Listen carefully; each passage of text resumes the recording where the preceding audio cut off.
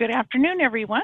Thank you so much for joining us today for this great Info2Go session. Today's Info2Go is called Microsoft Office Specialist Certification in Your Library. This webinar is brought to you by the Idaho Commission for Libraries with funding support through the Institute of Museum and Library Services.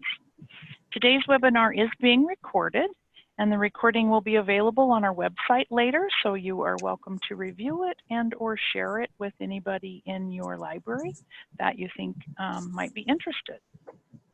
My name is Tammy Hollyhouse. I work here at the Idaho Commission for Libraries and Continuing Education, and I am your host today. And it is my great pleasure to introduce to you our guest presenter today. Russ Nash is the Systems Administrator from the Idaho Falls Public Library. He's been with that library for about 4 years. He supervises technical services, manages their ILS system and their online interfaces and their community education program. When he's not involved in that, he is working on an MLIS from San Jose State University. He, in addition to that, holds another master's in educational technology from Boise State. He has worked previously as an educator in private education system and a youth development program manager. He is married and has 7 children. He currently is living in Blackfoot, Idaho. So Russ, take it away. All right, thank you. All right, everyone. I'm happy to be here. I'm excited to share with you what we have learned in the past. As you know about the webinar, we're going to talk about the Microsoft Office certification program that's available through the state of Idaho to libraries. I'm going to go ahead and share my screen. I have some slides here. I just wanted to let everyone know, feel free to ask questions, interrupt. I'm going to try to pause from time to time and let everybody vent any questions that they may have and get them out there. And let's get this screen going here.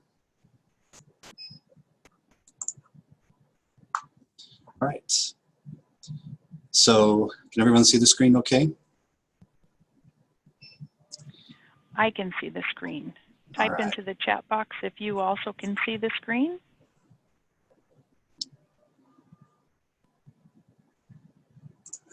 Pull the chat back up here.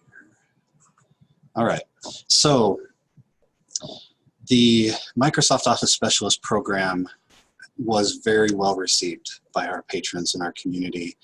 It almost surprised us how well received it was. And so what we have tried to do when we get opportunity, and we're glad to be able to have this chance to talk to everyone today in the webinar, is share the lessons that we learned, the successes and the failures, and the things that we are planning to do differently going forward. I do want to somewhat methodically move through my screen to advance here, the setup, and give you information about what it's going to take if you're interested in running this kind of program in your own library. There is some prep work that you need to do. So let's go ahead and get right into, obviously, you've got to have the computers for the public to access. That is if you are going to teach classes there, but you also need at least 1 computer for the certification testing. You're going to need the Microsoft Office software on your computers, and we'll talk more about which software package you would want to install. If you're going to teach classes, you're going to need to designate instructors or 1 instructor to do so. But you have a wealth of resources available to actually carry out that teaching, and those come from the Microsoft Imagine Academy. A key part of the program from the state to be aware of now is that you're not just teaching the classes and helping your patrons understand how to use this software. You're also offering them free exam vouchers so that they can become certified as Microsoft Office specialists in one of the Office software products, Word, Excel, PowerPoint, and so on. That comes through a company named Certiport, owned by Pearson VUE, and you will have to create accounts. We'll get into all of that here in a little bit. With that, of course, you're going to need to set up a testing environment. There are a few rules about what you can and can't have in the testing environment. It's not as strict as some of the more formal testing environments that perhaps some of our audience have been through with, you know, licensing exams and things like that, but you do have to have a controlled environment. All right, Tammy, feel free at any time to interrupt if someone has a question. I'm going to go forward with what you need and who you need as you go through this setup process. In our library, we had Microsoft Office 2016 installed in our computer room, and so that is what we were able to teach from and certify with. We had Word, Excel, PowerPoint, Access, and Outlook installed. And as you can see on the slide there are actually 2 levels of Word and Excel teaching. There's Word and Word Expert, and Excel Expert. But for PowerPoint, Access, and I don't have it listed here, Outlook, there is just a single course and a single exam that you would teach. The important point to note as you prepare is that what you install is what you will teach and certify. So if you have 2016 installed, that's all you can certify on. If your patrons are, most of them, upgrading to Office 365, you would want to make sure that your computers have Office 365 or 2019. In our experience, we found that many of our patrons came in and they were lucky. We were lucky if they had 2016. Most of them actually had 2010 or 2013 on their home computers. And so you'll want to be sensitive to what they're learning on at home and what you're able to certify them on in the library.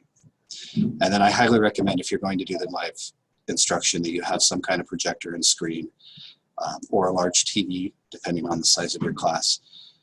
Don't skimp on the cost of your projector. We bought one that wasn't very expensive, and we found that while it may be great for videos, when you're trying to see the contrast of a spreadsheet cell from 20 feet away, it was just not quite sharp enough.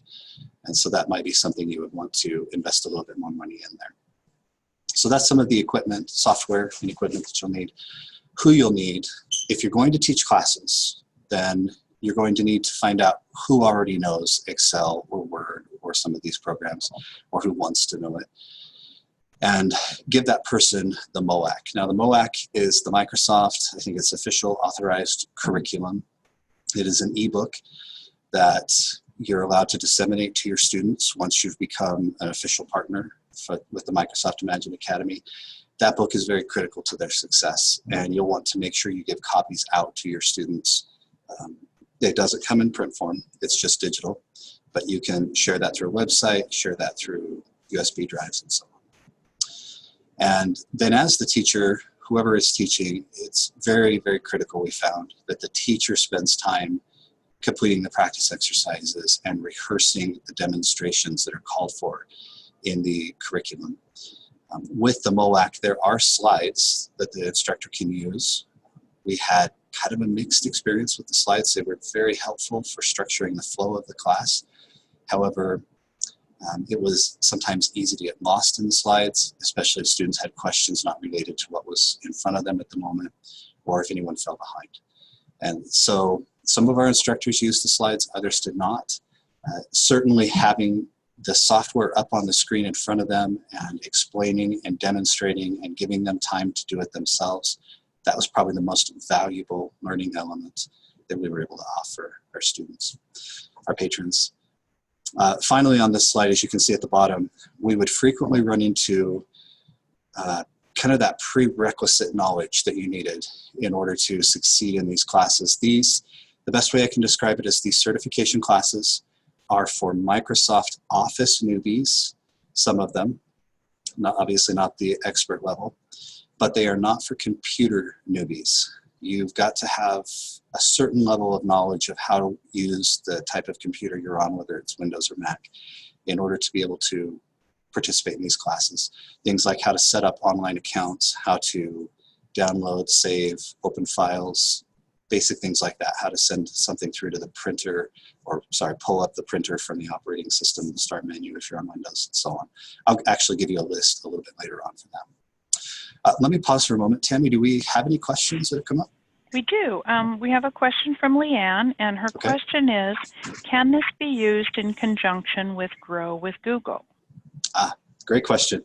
We actually just had them at our library Right. And wonderful. Yes, you can. This is not an exclusive relationship. What it is the state of Idaho has signed a contract with the Microsoft Imagine Academy and Certiport to offer this curriculum and these exam vouchers to K-12 students and public libraries. They're pretty specific in their audience for those.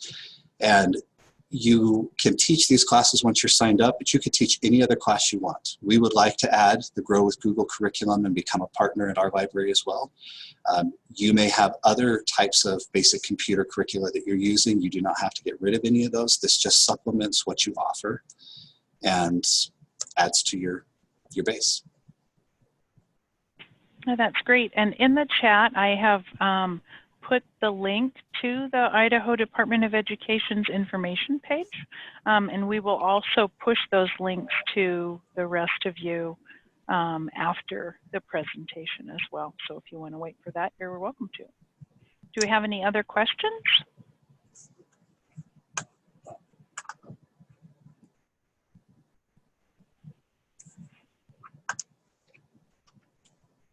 Leanne says thank you.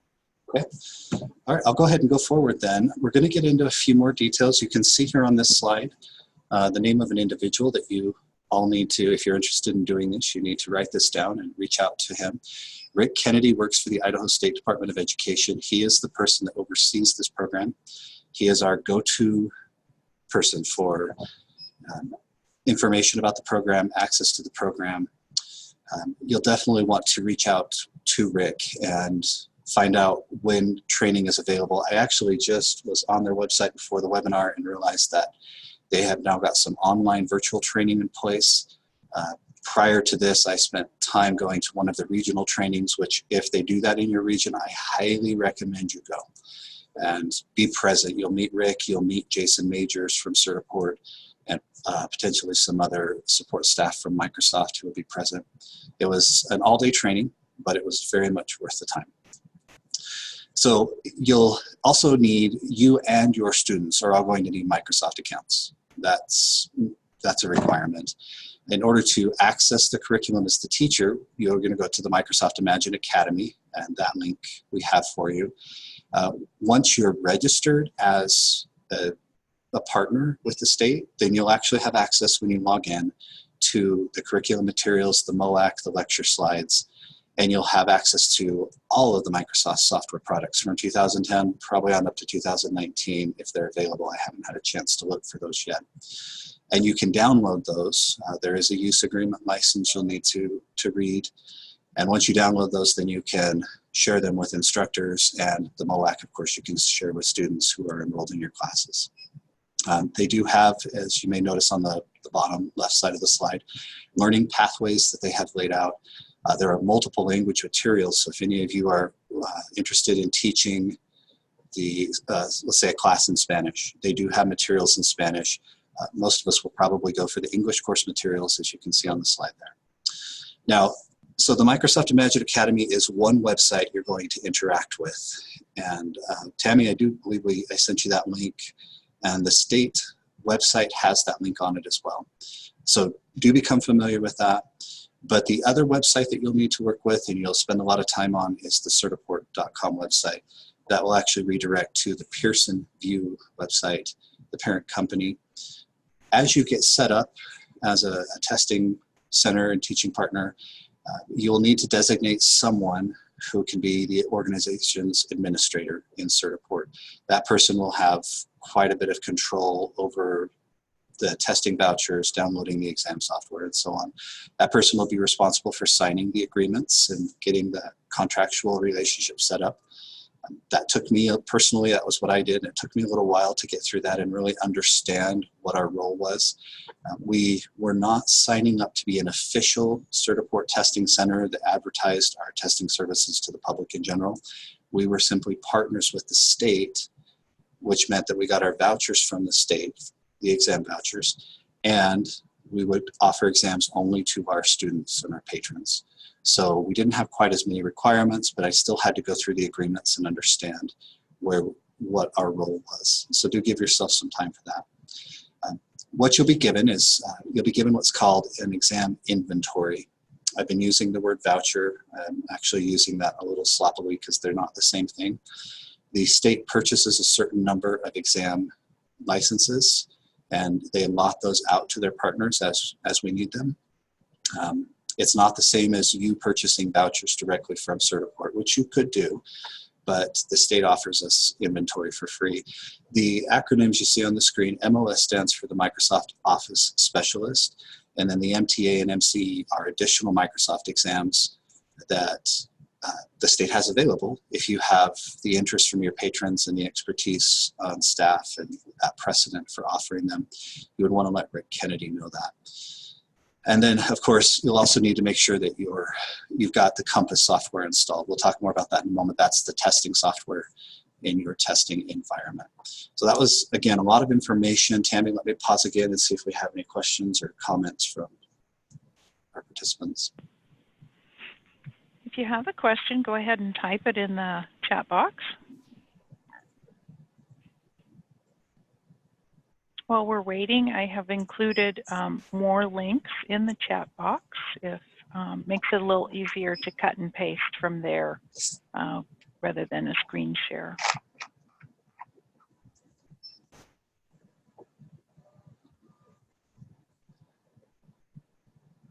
I might mention, if anybody is feeling, after just that last slide or this current slide, feeling like there's a lot to do, that it can feel that way between working with the state, with Microsoft, and with Certiport. It actually took me several months to wrap my brain around who was who and who did what and where I needed to go.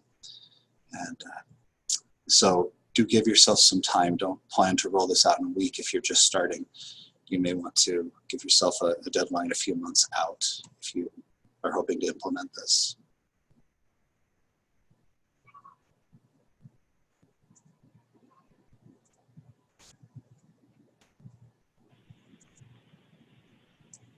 Do we have any questions that came through? No questions. I think you can power on. Let's dive a little bit more into the testing environment. Now, before I do this, I do want to comment. We had, in the first year that we ran the program, we had just over 200 individuals sign up for classes. And what we didn't expect, so be aware of this in your own communities, is that not all of them were interested in certification.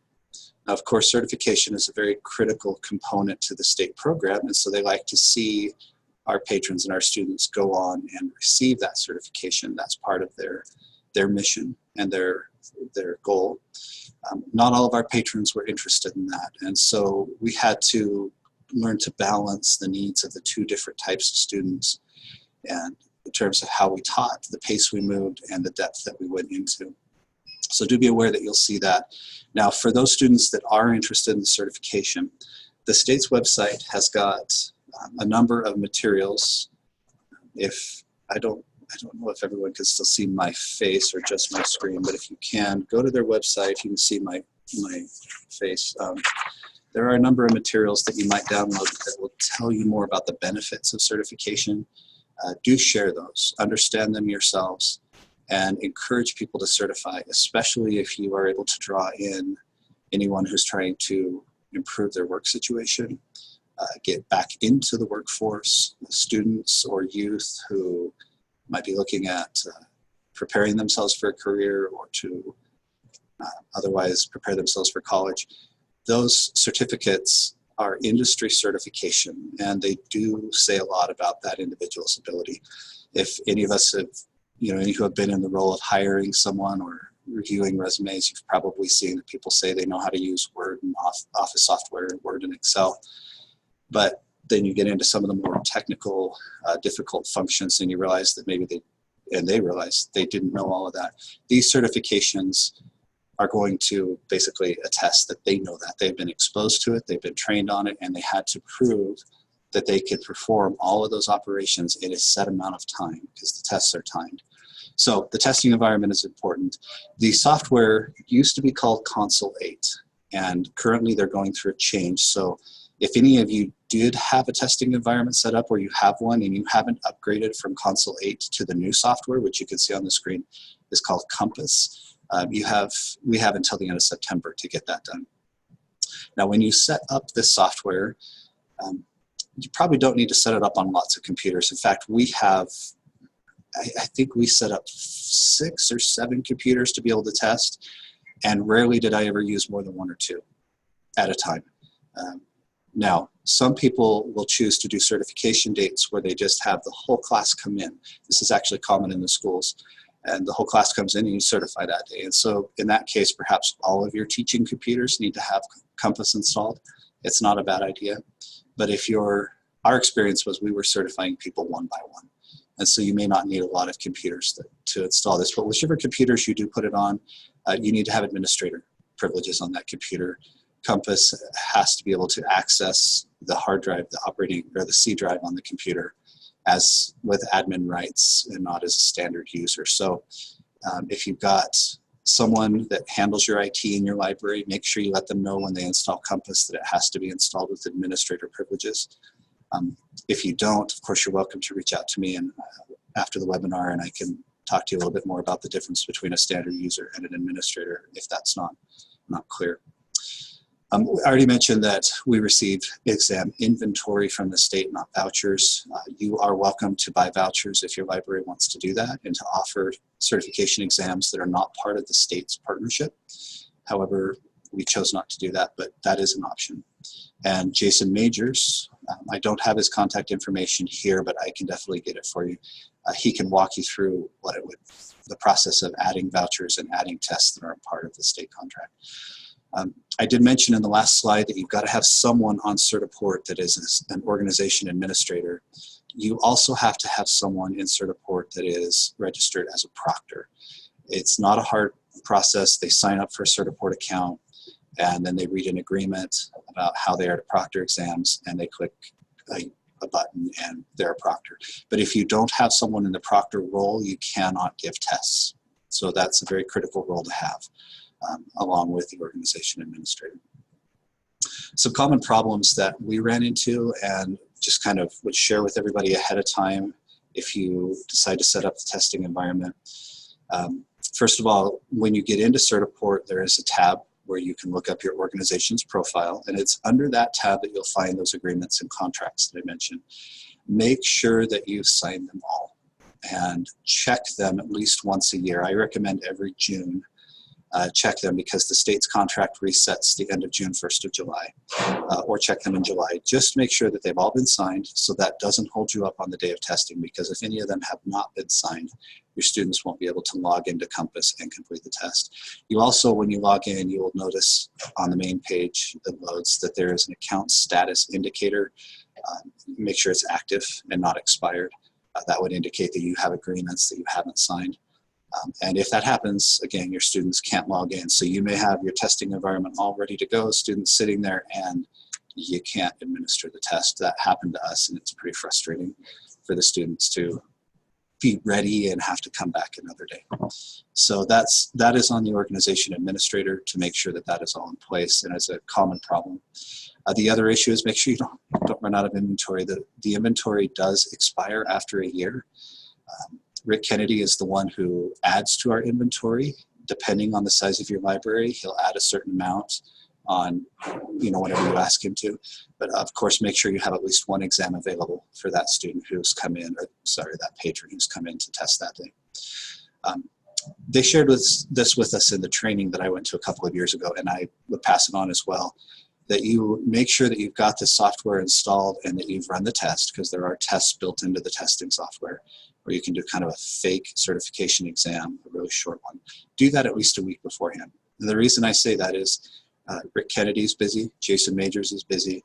If you run into technical glitches, that gives you time to get those worked out before your students actually show up to test. And then as you actually prepare for the day of the test, you can see at the bottom right corner of the slide, make sure you've run any updates on your operating system and that you've updated Compass as well. And I, again, would recommend you do that the day before, especially if you've got any bandwidth issues in your library and during the day it takes a while to download large updates. Just be ready on the technical side before you try to administer any exams. They warned us about that in my training, and my first time I administered an exam, sure enough, I blew it. I didn't have everything in place. The student had to come back the next day. She was very kind about it, but I felt a little sheepish for not having been as ready as I should have been. Once you've done it, though, it's not that hard. It's just a process you need to follow. Definitely keep notes on it. So let me pause. Tammy, do we have any comments or questions? We don't have any in the chat box, but okay. This would be a good time for somebody to enter in if they do have questions. So if I may, I'd like to ask how many of our participants are thinking about setting up a testing environment and reaching out to the state? Could we have everyone make a comment on that, whether they're kind of committed or just exploring it? That's a great question. So we have representation here from several public libraries and at least one school library. So okay. Jessica is from Orofino, said they are looking into it. Okay. Jen from Glens Ferry is also in the exploration stage. Okay. Clay, I'm interested. Have you guys done anything in this arena? Clay is from the Payette Library. Not to put you on the spot. It sounds like something that Clay would be interested in doing.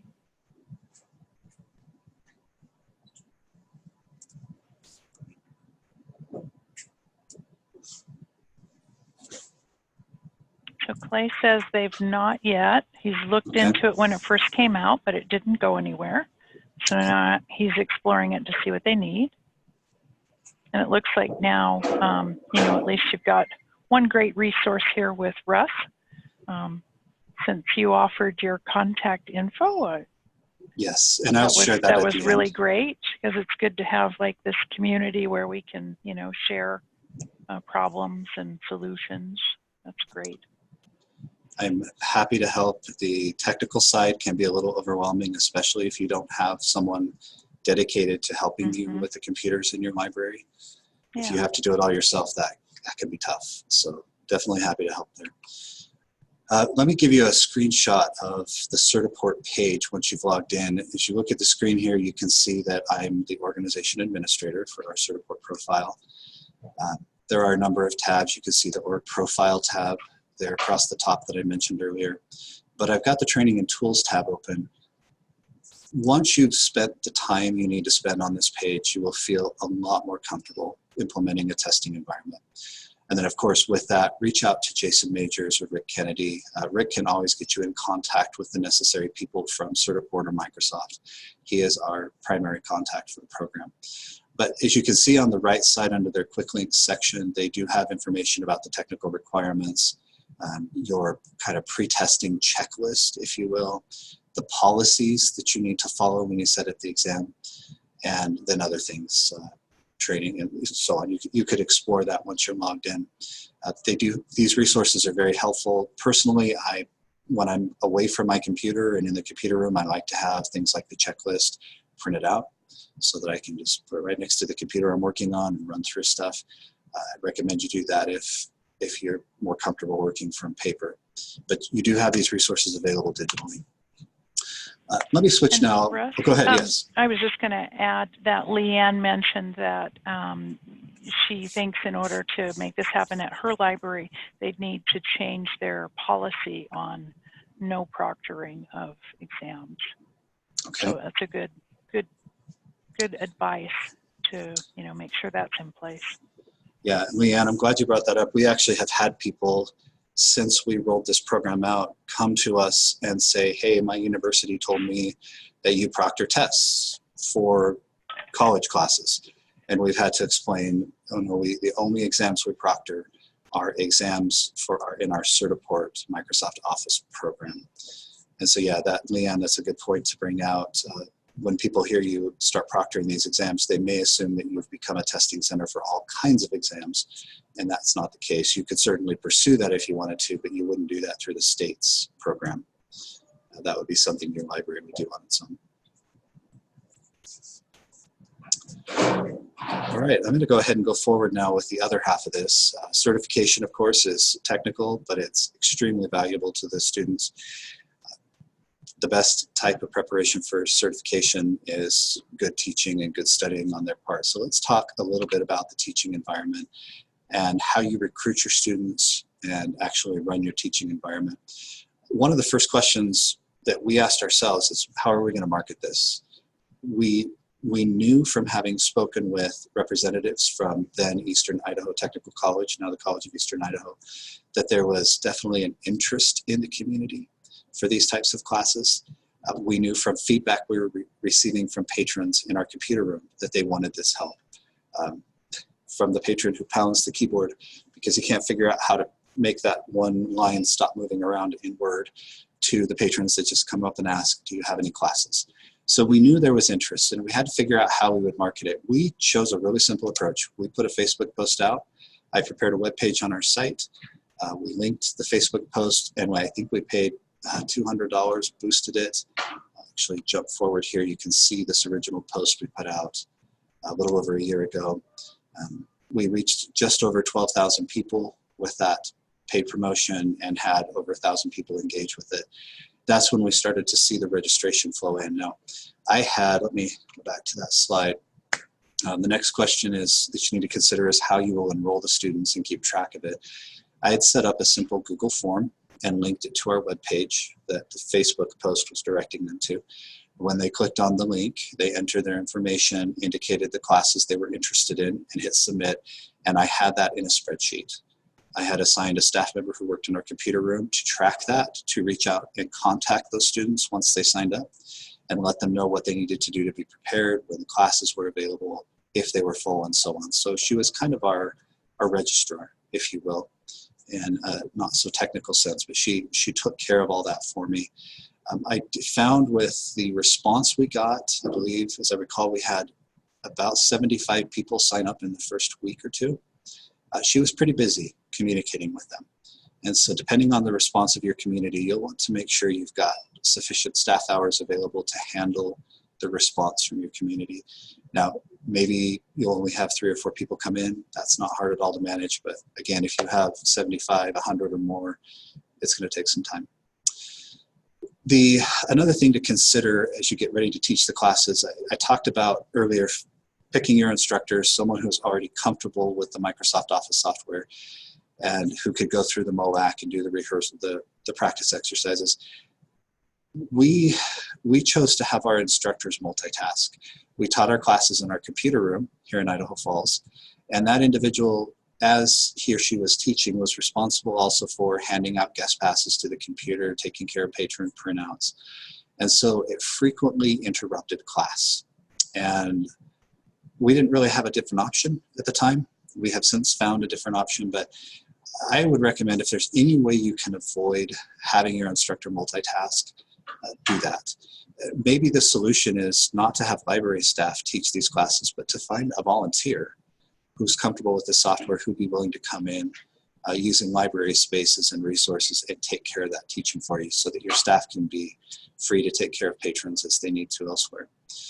And then depending on whether or not you use reservation software with your computers, you'll also need to get that in place. We use PC reservation, and our session lengths for patrons are an hour. There were a few times we would forget to reserve the teaching computers until like 30 minutes before class, and we would have to ask patrons if they'd be willing to move computers. Some said no. And so they were just in the middle of the class, and that was fine with us. But when we were on top of that, we get those reservations entered into our software. Sometimes we post signs on it and just say, hey, everyone, at this time, we have a class starting, this computer will be reserved and won't be available for general use. So do consider that as you're preparing to teach classes. And then, as you can see also on there, your proctoring test appointments. If you're going to proctor exams off of the same computers where you teach classes, and especially if that's in a public lab or public space, again, you need to consider, is your proctor available? You can have volunteers proctor exams as long as they sign up with your organization and accept that agreement. You can have staff proctor them. Teachers can proctor exams for their students. That's okay. It doesn't have to be an either or with two people involved, but you do have some considerations for making sure that the computer's ready and the proctor's available. Okay, I mentioned earlier also that our registrar would reach out to students and let them know what they needed to bring. There are some things that students will need when they come to class. And we're going to start to hint also here at some of those prerequisite skills, basic computer skills. So first of all, they've got to have some way of getting those digital files you're going to share with them that they will use throughout the course of the class. You've got the MOAC, the official ebook that teaches them how to use the software. And then you have a number of practice and exercise files that they may want to take home with them. At the very least, you need to make sure they're available on those computers that you're teaching on, so that when you ask them to call it up in class and run some exercises, you're not losing time trying to then email that out and run a USB stick around. So make sure all of that is there ahead of time. That was one of our struggles as we got started. We forgot to put those files on some of the computers, and it slowed our classes way down. And then, of course, be aware of the basic computer skills. And I recommend you have a list of those skills, which I'll share with you in a moment what we have, and have that available right from the beginning when they sign up. Preferably even on the web page or the piece of paper in your library where they sign up, so that they can see if there's something they need to learn before they commit to the class and take one of your available spaces.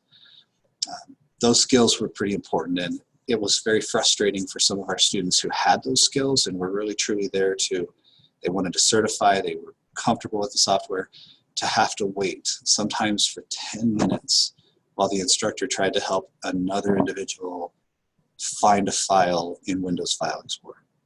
And so pay attention to that. The onboarding process as class approaches, we found it's best if the students show up having already created that Microsoft account that they have to have. And I didn't put it on the slide earlier, but they also are going to need a Certiport account, which they can create for free. They've got to have both of those. The Microsoft account really before you start teaching, but the Certiport account before they can test. And part of the onboarding process I would recommend is that you help students set those accounts up and try to not take time in class doing that. Work with them beforehand. Class pacing. This was a constant shuffle for us. So if you're using the slides in the curriculum, they have already broken the material down into chunks for you, different lessons. However, the rate at which you can get through them is going to depend on a lot of other things. We found that some of the earlier lessons, especially with Word and Excel, you could get through the material in an hour's time without any trouble, even with a lot of questions from the students. By the time you were getting though into formulas and visualization tools, charts and stuff in Excel a few weeks in, one lesson was sometimes taking our teacher and our students 2 or 3 class meetings to get through. We met for an hour at a time. We tried to hold a class during the lunch hour so people could come if they were at work and they got permission to come during the lunch hour. And then we tried to hold one in the evening for those who couldn't come during the day. Each time it was an hour, and quite often during some of those later lessons, students and teachers alike would want to stay for an hour and a half because there was just so much to learn. So you can see on the slide, I've got the numbers 10 and 20 plus. We found that 10 was our magical number for the number of sessions for the Word class. And then 20 plus was the magical number for Excel. Now, if you go to the Microsoft website and look up the Microsoft Office Specialist Certification, they will tell you to give yourself a year to earn that certification. With Excel, 3 months is a minimum, unless this person really, truly already knows Excel before they came into your class. If they are learning it from scratch, 3 months really, truly is about as fast as you can get them through all the material that they need. With Word, we were able to turn it around about every 2 months. So in terms of scheduling your classes and telling patrons when the next available class is, for those 2 Office software products, that was our time frame. Before I go further, Tammy, do we have any questions?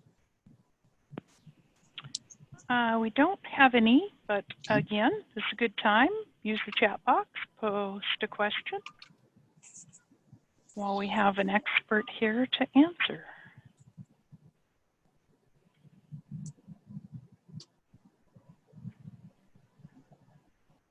Okay.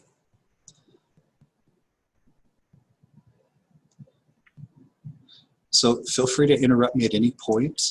My goal is to wrap this up in the next few minutes for everybody, but I do want to share just a few last tips for success. Like I mentioned earlier, there is now an online training portal from the state preparing yourself to be a partner in their program and set all of this up. If they are still conducting the regional trainings, I've got that in bold on this slide, do it. As I mentioned earlier, it's well worth your time. We also found that it was worth spending some money on marketing. We wanted the launch to create some excitement and some enthusiasm. And as it spread out there, and Facebook helped us boost it, that happened. We got some detractors who were kind of mocking us a little bit, but for the most part, our community was very receptive to it. We found, for those of you who have done Facebook boosting, you know that there could be certain demographics that you target. We found that those who were most interested in these classes among our patrons included what our CEI rep called the displaced homemakers, those who had left the workforce for family or personal reasons for a time, and were now trying to come back into the workforce many years later. They wanted to not only improve their skills and catch up with changes in the software, but they also wanted some certification to demonstrate that their qualifications as a potential employee. And then we also found that quite a few of our retirees in our community who wanted to use the software for recreational purposes would come in. Many of them have family that's scattered, that wants to communicate online, they want to send newsletters, whatever it may be, and so they would come in and take the classes as well. We did not get a lot of response from the youth in our community. That doesn't entirely surprise me though, because our local schools offer, several of them anyway, offer this class in school for credit to the kids. So that wasn't a huge surprise. However, you may find that you have a better reaction from your younger community in your area. Definitely, if you are going to be a teacher, or for whoever you choose to be teachers, certify before you teach. Use one of those exam licenses you get from the state for that instructor. And if that instructor fails, it's okay, use another one. Certify. We can all usually pick our way through the Microsoft Office software if we have enough time. But remember, these exams are limited. They're 50, 55 minutes depending on the exam. And you're given just enough to do that you really have to know where certain functions are located in the ribbon or in the tabs, which tab to open. And the help feature inside of the Office software is disabled during the exam. So you can't just type in the help feature and have it pop up, which is what we would probably most of us do in our professional settings.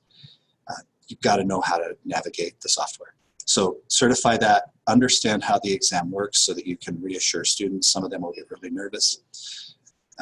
Start small, teach small. We had some classes that were almost 30 students in size, and that was nearly impossible for one instructor to manage. Now, perhaps a certified teacher in a public school, they've got tools and knowledge and skills where they can do that. Our library staff, we didn't have that. So we found that an ideal class size was somewhere between 5 and 10, depending on the software. For Microsoft Word, it was easier to teach a bigger class. For Microsoft Excel, sometimes it was easier to have the smaller class. So start small, teach small, and build from there. Don't overpromise and underdeliver. A recommendation we were given by our local representative from the community outreach program at the College of Eastern Idaho is that we consider a flipped classroom approach. Hopefully everyone is aware that through the State Library Commission, we have access in the Learning Express Library to online Microsoft Office software classes. You may have some students who can't come to the library or don't want to come to the library for a live face-to-face class. So encourage them to jump in and take those classes online. We added lynda.com to our digital library collection for our patrons. That's a significant expense though, and that may not be an option for everybody, but Lynda, also soon to become LinkedIn Learning for us, offers a number of these online classes. So when I say flipped classroom, what I mean by that, for those who aren't familiar with it, is instead of doing the instruction when you're together, you give them the instruction when they're at home, and when you come together, you're going through practice exercises essentially doing the homework while you have them with you, and they're doing the first exposure and the majority of their studying when they're on their own at home or in the office. And that frees up staff resources, allows you to help take on more patrons, and of course it meets the needs of some patrons who just can't spend as much time in a classroom setting. Definitely address that prerequisite knowledge. The next slide will give you a list. The MOAC and the recommended homework is going to make or break your students' success. I would encourage them in every class to go home and practice. Those who came to class, which we would offer twice a week, and paid attention and studied and worked on it twice a week, did not make as much progress as those who would devote time at home and spend 3 or 4, sometimes 5 sessions working on their learning during each week. They would do a lot better. The MOAC has built-in exercises, questions at the end of each chapter with answers that you can provide when they come back to class the next time and help them out. And then of course we had already talked about it, but make sure you have a way to disseminate those student materials from the ebook to the exercise files. Here's your list of some of the prerequisite knowledge that we found students really needed to have before they came in. If you ask them to open up Microsoft Word on a computer, if you've done any kind of computer instruction, you might know that some of them look at you with a very blank expression, like, what's that and how? Make sure they understand so we teach on Windows, so I'm going to speak from a Windows perspective. What's the start menu? How do you find a file? What's the difference between double clicking and single clicking? Doesn't matter. And then file management as well. How do I download and save files from the internet? How do I navigate directories in File Explorer? At certain points, they will be asked to open up the directory on the computer and find a template file buried on the C drive under the Microsoft Office software installation. They've got to be able to do that. And for some people, that's very confusing to understand a directory structure. How to work with USB. If you're still running Windows 7, you know you have to eject those USB drives so they don't get corrupted. Windows 10 manages them a little differently. How to use those files to be able to transport things, or final notes there on the slide.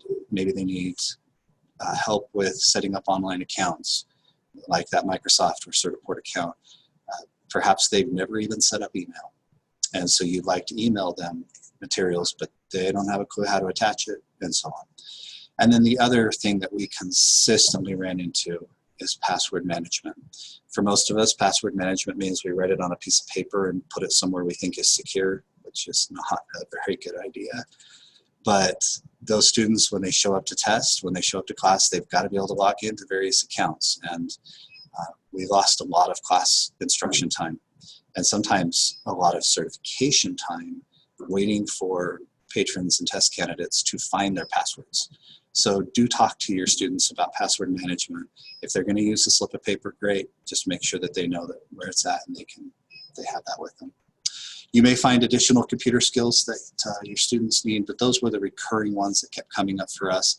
The curriculum does address some of these, but in the context of the Microsoft software, it does not necessarily directly address it in the Windows operating system environment. That's an entirely different course and certification pathway that is available from Microsoft and Certiport. All right, that's my contact information if anyone needs to reach out to me. We've kind of hit our limit, it looks like. Any final questions? We do have a question from Leanne. She's wondering if you have a market plan, and if so, a marketing plan, sorry, and if so, if you'd be willing to share that. Okay, so an elaborate one, no. In fact, our plan consisted of building a web page, putting it out there on Facebook, and then it kind of spread word of mouth from there, which is a great way to do marketing. But if you are starting from scratch and you have no idea how your community will react to this, if it's going to be worth your time, if you've got to justify this to an administrator or some other stakeholder, you might want to reach out to individuals who could already be offering similar services in your community. As I mentioned, we had the community college here. We had the community development person who does the same thing for the community college reach out to me. We talk to them. I talk to teachers at schools. I talk to individuals in the community, just randomly talk to people and ask them what they thought. And as we developed a sense of what the community wanted, we went with it. Now, interestingly enough, our community really didn't want the Excel or Word expert classes. Only a few wanted Outlook, and no one really, maybe one or two wanted Access. Most of them just wanted Word and Excel. And that's really what filled up every single time. Were those classes. So know your community, find your contacts, let that be part of your prep work. Facebook is not a bad way to market. If you have an account, if you've got some engagement on your Facebook page, of course, definitely put signs up inside your community. And then a recommendation that the individuals from the state and Certiport gave me is reach out to organizations in your community like the Department of Labor, other groups that are working on developing workforce in the community or talent pipelines, and let them know that you want to offer this and see if that's something that fits their needs, because they can then help you promote your classes as well and start to funnel students to you. Definitely do your training first, because quite often when they start making those referrals, students are expecting a class to be available right away. So you'll want to make sure you have your teachers in place and everything else if you're going to reach out and start making partnerships. That's really the extent of what I could offer for advice on marketing. Any other questions or comments on that? Feel free to type your questions into the chat box. So while we're waiting, Russ, did you say that you've had over 200 persons take courses? We had over 200 sign up. The actual number that arrived at class was lower. And then also important to note is the number that finished class and was lower. And then the number that wanted to certify was even lower than that. It's just a steady trickle. And we were okay with that because we recognized that not all of our students came to these classes for the sake of a resume or a certification behind their name. Some just wanted to send that monthly newsletter to their grandkids. Others, though, were highly motivated and would come in and take those certification exams and get that certification. And it was really neat to see them get that free of charge, paid for by the state. That's great. So I would be interested in knowing, those of you that are considering this type of program at your library, what are some barriers that you can see that will keep you from moving forward? Leanne commented that Google charges $75 for certification.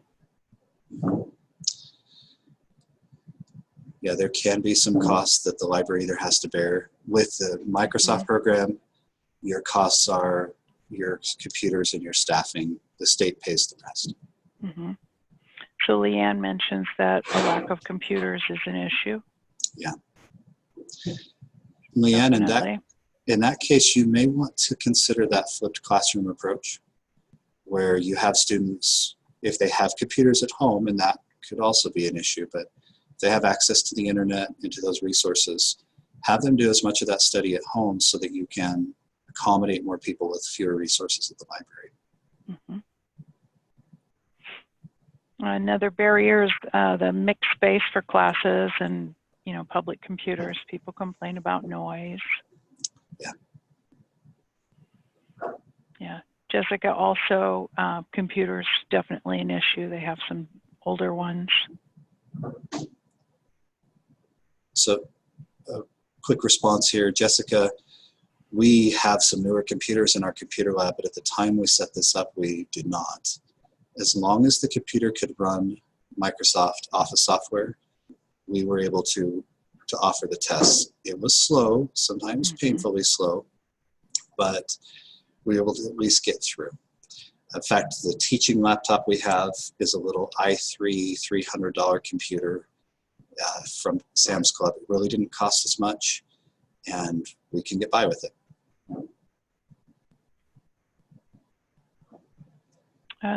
Jen from Glens Ferry said time for staffing, subscription expenses, interested serious patrons. Okay. Do you want to hit the costs again and how what the state covers for that, Russ? You bet. Yeah, there is absolutely no cost to us as libraries for access to the curriculum or the certification. Now, of course, we've just talked about computers. The library may have some costs there if you need to upgrade computer systems. And of course, there could be staff hours. If you do have volunteers who come in who've got some technical ability, see if they want to help you with classes. That's something that we wanted to explore in the first year. We talked about it. We haven't done it yet. We're going to look into that going forward. Looking at your students who have graduated, and especially those who have taken the class, maybe they're having a hard time passing the certification exam, they might be great candidates to invite back as instructors. Any who have taught know that sometimes you are, as the teacher, you learn more than anybody else because of how much you have to process the material in order to present it. So that might be a great way to help those who are struggling succeed in their certification exam and at the same time help the library out. So, and you may have addressed this and it may not have registered in my mind until Jen's comment.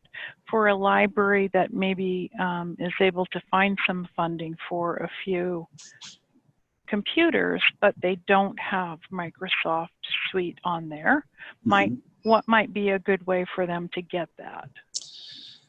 Given that you're also an IT person. And, yeah. Look into volume licensing. I don't personally handle that for the Microsoft software in our library, but I know that as a nonprofit government organization, we have access to volume licensing.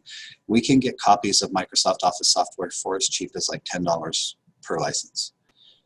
That might be because of our volume that we purchase. Again, I'm not privy to the information or the details there. But I also know that there are, for example, Microsoft Office 365, there are monthly subscriptions that you can pay instead of one-time sums. That may not help anything in the overall budget, of course, but that's another option. But I'd really recommend looking into that volume licensing. And do bear in mind, your community, the majority of those who come in might be using Office 2013, not the newest thing. So that might be what you want to teach on. You don't necessarily have to teach the newest software, especially if that's not what your students are using. Also, I don't know about the cost, but just a reminder that any publicly funded library is eligible to purchase things using the state of Idaho contracts. So that could be another place to look. Clay mentions TechSoup, which is Clay, really fantastic for getting inexpensive software, technology, hardware kinds of things. So this was timely. I just got a reply from Rick Kennedy. I told him about our webinar today. There is going to be a regional training this year from October 31st to November 2nd in Sun Valley. Anyone who wants an excuse to go up there, right? You'd want to reach out to Rick and try to set aside some time to get up there for that. Jason Majors, I have a phone number for you. You are all welcome to contact him and let him know you're interested. So I'll go ahead and say the number here. It is 1-850-375-0846. In fact, I'm just going to put it in the chat box with his name. I'm just right ahead of you with the number. Okay, if you want to add his name. You bet. So Jason Majors. Forgot the space there. And again, he's with Certiport. Great resource. In fact, he's the one when I had technical problems, I gave him a call. He is frequently traveling and at conferences and trainings, so that's where that prepare a week or at least a day out really comes in handy. But he can walk you through a lot of stuff. He has taught this for years to high school students in the classroom, and now he works for Certiport as a rep for those of us who are doing it. Yeah. We do have another question. Can you see the one from Jessica? Can. So does it need a computer to teach the newest software on one computer and an older Microsoft version on another? Jessica, yes. You would want to make sure, so you could teach whichever software you have available. The curriculum downloads are available through the Microsoft Imagine Academy once you get signed up. For testing, you would need to install Compass on, let's see, yeah, so you're talking multiple computers. You'd want Compass on each of those computers and understand that Compass will only test what's installed on that computer. So if someone wants to certify for 2016, make sure you have a computer with 2016 installed and Compass in order for them to certify there. Otherwise, if the computer has 2013, that's what they'll certify in. And their certification will state that, the generation of the software. Jessica, did I answer that question correctly? Did I understand right? Great. Okay. She says yes, thank you. Do we have any other questions for us?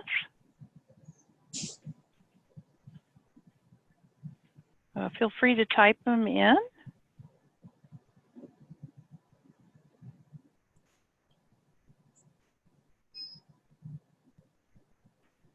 Well, if we don't, Russ, thank you so much. This is really informative.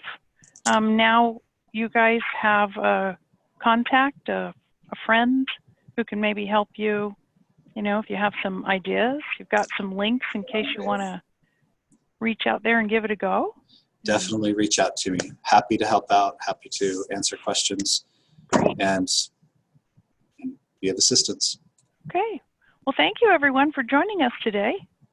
And go forth and have a great day. We will stop the recording